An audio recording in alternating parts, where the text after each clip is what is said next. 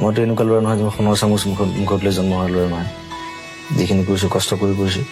ঘাট প্ৰতিঘাত নাথাকিলে বহুত বস্তু নিশিকে মানুহে। পৃথিৱীখন বৰ জটিল, মানে মানুহবোৰ জটিল আছিলে, পৃথিৱীখন জটিল নহয়।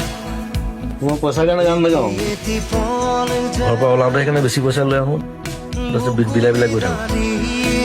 লাষ্টত কেতিয়াবা নিজৰ পকেটত পইচা নাইকিয়া হয়, আকৌ মই মোৰ ড্ৰাইভাৰটোৰ পৰা লওঁ। কি থাকোঁ আৰু নাই। মই চবৰ যত্ন লওঁ। মই আজিলৈকে নিজৰ কাৰণে একো ভাবি পোৱা নাই।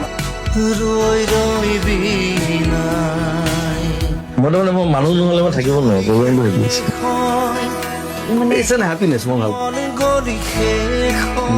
নাই কাম চলি থাকিব লাগিব। কাম নোহোৱাকৈ মই নোৱাৰোঁ।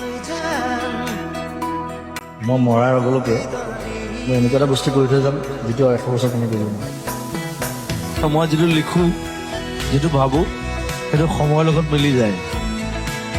মই যদি বেছি সময়ত চলোঁ, মই হয়তো আগৰ সেই জুবিন গাৰ্গটো হেৰুৱাই পেলাম। হয়তো মই তেনেকৈ মৰিম, সময়ৰ লগত মিলি পেলাই মৰিম। মই নিজৰ কাৰণে একো নাৰাখোঁ। মোৰ ঘৰ বাৰী চব মানুহক গুচি যাম, অকল চিতাখনৰ বাহিৰে। চিতাখন কালি মানুহে জ্বলাব। ফিল্ম अभी भी बाकी है।